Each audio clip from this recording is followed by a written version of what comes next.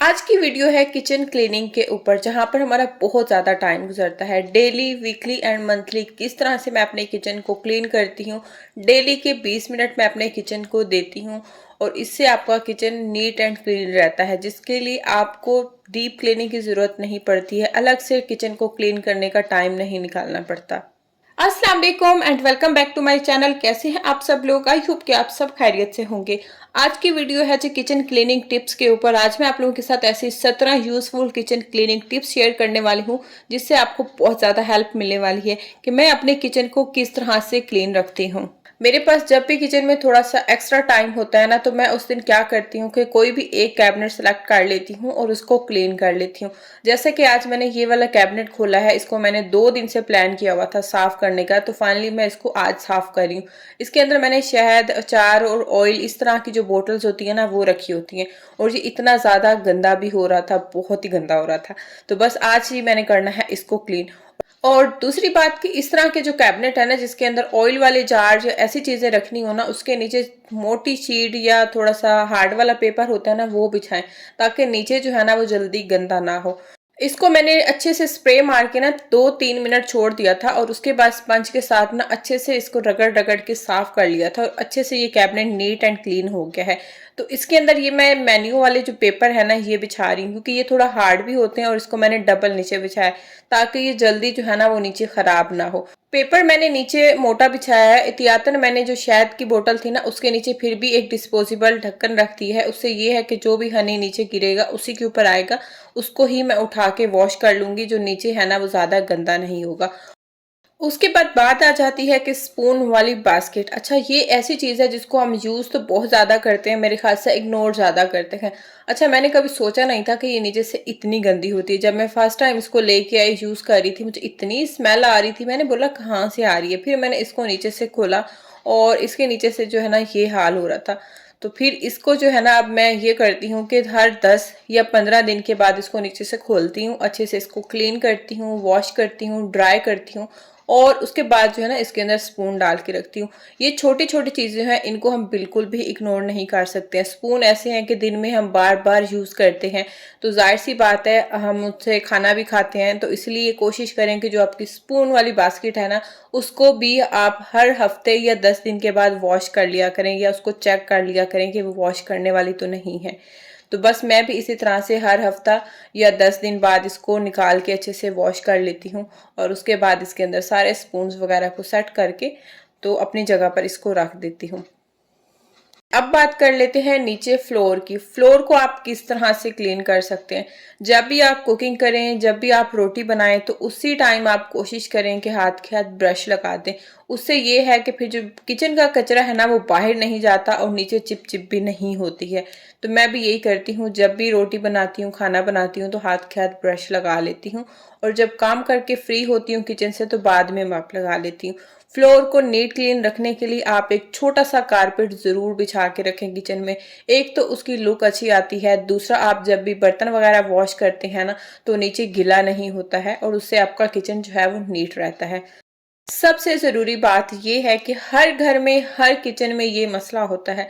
जब भी हम मुंह हाथ धोएं या फिर हम बर्तन वॉश करें ना, तो पानी हमारा किचन के बाहर जरूर गिरता है और नीचे गिरता है। फिर नीचे फ्लोर भी गंदा होता है और आपके कपड़े भी गीले होते हैं। खैर, मेरे किचन में तो ऐसा नहीं है, आगे की तरफ पानी नहीं गिरता है। और पाकिस्तानी हर किचन में ये प्रॉब्लम मैंने काफी देखी है। मेरी अम्मी के घर पे भी यही होता था कि जब भी जो है ना बर्तन धो, तो पानी इतना प्रेशर होता था कि वो ज्यादा बाहर आता था। तो इसके लिए ये है कि आप आगे एक टॉवल बिछा लें छोटा सा। इससे क्या होता है कि सारा पानी उसी टॉवल के ऊपर जाता है, ना नीचे का फ्लोर गंदा होता है, ना आपका ड्रॉ गंदा होता है, ना ही आपके कपड़े गंदे होते हैं और इससे आपका टाइम भी बच जाता है। सबसे इम्पोर्टेंट बात यह है कि हर घर में बच्चों के फीडर वॉश करने होते हैं। तो इसके लिए ये है कि आप फीडर या तो पहले बर्तन धोने से वॉश कर लें, या एंड में बर्तन जब आप सारे वॉश कर लेना, उसके बाद आप फीडर वॉश करें। इससे ये होता है कि आपके फीडर साफ रहते हैं, चिकनाहट वगैरह भी नहीं आती है। अक्सर मैंने यही देखा है कि बर्तनों के साथ फीडर पड़े होते हैं, उससे फीडर जो है वो ज्यादा गंदे हो जाते हैं। इससे बेहतर ये है कि या तो आप पहले फीडर वॉश कर लें या फिर बिल्कुल एंड में फीडर वॉश करें। और फीडर जब भी बच्चों के रखने हो ना, अगर सिंक खाली है तो सिंक में रखें। अगर सिंक में चिकनाहट वाले बर्तन पड़े हैं तो फिर इनको बिल्कुल सिंक में नहीं रखें। इनको अलग से एक प्लेट में, एक बाउल में रख दें और उसके बाद आप आराम से उठा के इनको वॉश कर लें। और सबसे जो ज़रूरी बात है कि सिंक सिंक को हम दिन में, ये किचन में पता नहीं कितनी बार यूज़ करते हैं, बेचारा दिन रात ही ये जो है ना वो गंदा रहता है, मतलब गीला रहता है, बर्तन वॉश होते हैं। तो ये जो सिंक है ना, इसको भी क्लीन रखना बहुत ज़रूरी है। मैंने काफ़ी ज़्यादा किचन्स में देखा है कि उनके सिंक बहुत ज़्यादा गंदे हो रहे होते हैं, ऐसे बहुत ही बुरे एक्सप्रेशन पड़ते हैं और देखने में भी यही लगता है कि ये औरत तो पता नहीं कैसी औरत है, इसका सिंक ही देखने का नहीं है। इसके लिए आप ये रूटीन बनाएं कि जब भी आप रात के बर्तन वॉश करें ना, उस टाइम आप हाथ के हाथ सिंक को भी अच्छे से वॉश कर दिया करें। इसके लिए एक एक्स्ट्रा स्पंज रखें। मेरा जो आज का स्पंज था ना, ये फेंकने वाला था, तो फिर मैंने इसी के साथ ही सिंक को वॉश कर लिया है। और जब भी मेरा स्पंज पुराना होता है ना, तो उससे मैं किचन की डस्टबिन, वॉशरूम की डस्टबिन सारी वॉश करके ना उसके बाद स्पंज को फेंकती हूँ। नहीं तो आप एक एक्स्ट्रा स्पंज आप ज़रूर नीचे रखें, उसको उठाएं और इससे अच्छे से सिंक को वॉश करें। उसके अलावा ये छोटे छोटे जो है ना यहाँ पर चीज़ें हैं जिनको हम इग्नोर करते हैं, यहाँ पर भी काफ़ी मैल कचरा फंस जाता है। और इसके लिए मैंने ये एक ब्रश रखा हुआ है, इसको मैं वीकली ना अच्छे से साफ कर देती हूँ। नलके के पास, सिंक के पास छोटी छोटी जो है ना ये चीज़ें होती हैं, लेकिन इनमें काफ़ी ज़्यादा गंदगी फंसी होती है, तो इसको भी मैं वीकली इसी ब्रश से साफ कर लेती हूँ। जब भी आप ब्रश फेंकने लगे ना, तो एक एक्स्ट्रा ब्रश अपने किचन में और वॉशरूम में ज़रूर रखें, क्योंकि ये बहुत काम आते हैं। उसके बाद जी फिर लास्ट में जो है ना, मैंने इसके अंदर डालना होता है गर्म पानी। सिंक ब्लॉकेज जो है ना, ये भी मैंने काफ़ी ज़्यादा फेस की है पाकिस्तान में, और पाकिस्तान अपनी अम्मी के घर में स्पेशल, और मेरे अपने घर में जब मेरी सिस्टर मेरे पास आई होती थी ना, तो उनकी ये आदत नहीं थी कि प्लेटों को हम अच्छे से साफ करके फिर सिंक में रखें। तो वहाँ ये होता था कि मेरा सिंक हर वक्त ब्लॉक रहता था। तो मैं उन्हें यही कहती थी कि जब आप लोग आते हो उस टाइम ही ये होता है मसला मेरे साथ, वरना तो नहीं होता। उसके लिए ये है कि डेली आप सोने से पहले ना गर्म पानी करें और वो सिंक में डाल दें, या सिंक क्लीन करने वाला एसेट होता है वो भी यूज़ कर सकते हैं, वो नहीं तो सबसे बेस्ट गर्म पानी है।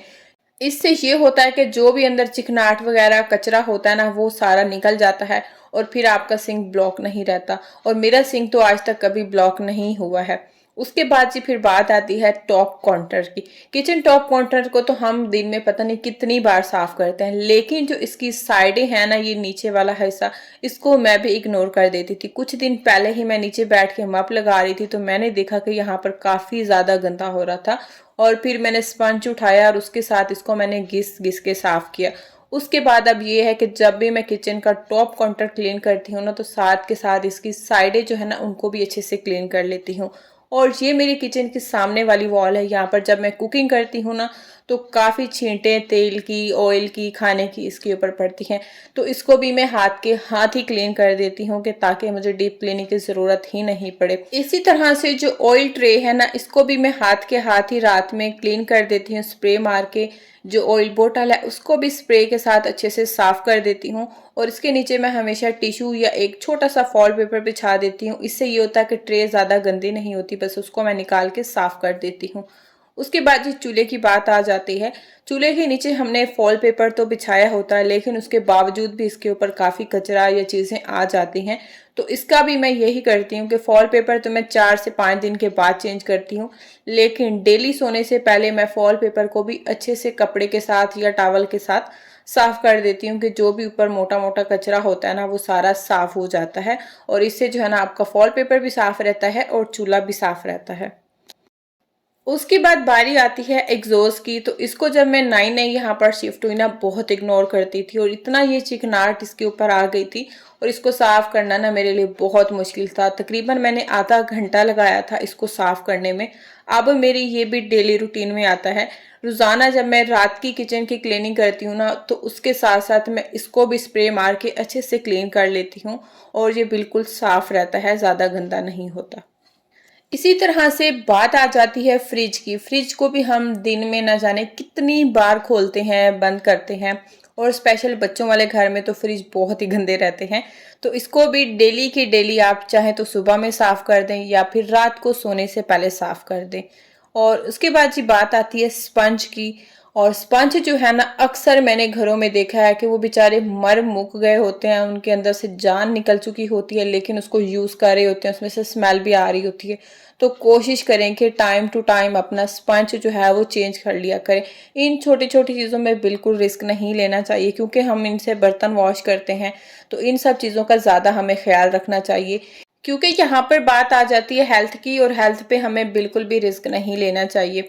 उसके बाद जी मैं जब भी नया स्पंज निकालती हूँ ना, तो उससे मैं अपनी जो भी चाकू छुरियाँ होती है ना, उनको तेज कर लेती हूँ, क्योंकि इसके ऊपर इतना हार्ड होता है ना ये, इससे जो छुरियाँ और चाकू है ना, बहुत ही कह लें कि ऐसे शार्प हो जाते हैं। तो जब भी आप न्यू स्पंज निकालें ना, तो एक बार ट्राई ज़रूर करना है कि आपके चाकू कितने शार्प हो जाते हैं। उसके बाद जी मैं बच्चों के जो फीडर है ना, उनके लिए हमेशा से एक छोटी सी बास्केट रखती हूँ अलग से, उनके फीडर वॉश करके उसी के अंदर ही रखती हूँ। इससे क्या है कि सारे फीडर निपल सारी चीज़ें एक जगह पर मिल भी जाती हैं, और ये साफ़ भी रहती हैं, क्योंकि बर्तनों वाली बास्केट तो सारा दिन हमारी यूज़ होती रहती है, और इस तरह से फीडर गंदे भी होते रहते हैं, गिले भी होते रहते हैं। तो इसीलिए आप बच्चों के फीडर के लिए ना एक अलग से छोटी सी बास्केट अपने किचन में ज़रूर रखें। ये थी जी मेरी kitchen night cleaning routine, kitchen cleaning tips, जो कि आप लोगों को पसंद आई होंगी। और किचन क्लीन करने के बाद ना फिर मैं आ गई थी अपना फेस वॉश करने के लिए, क्योंकि अभी सोने का टाइम भी हो गया था बच्चों का। और अभी मैं बस अपना फेस वॉश करूंगी, और उसके बाद जी फिर हम जाएंगे सोने के लिए। ये थी जी मेरी आज की वीडियो। आई होप कि आज की वीडियो आप लोगों को पसंद आई होगी। वीडियो पसंद आई है तो वीडियो को लाइक करना है, एंड चैनल को भी सब्सक्राइब करना है। मिलते हैं नेक्स्ट वीडियो में। अल्लाह हाफिज।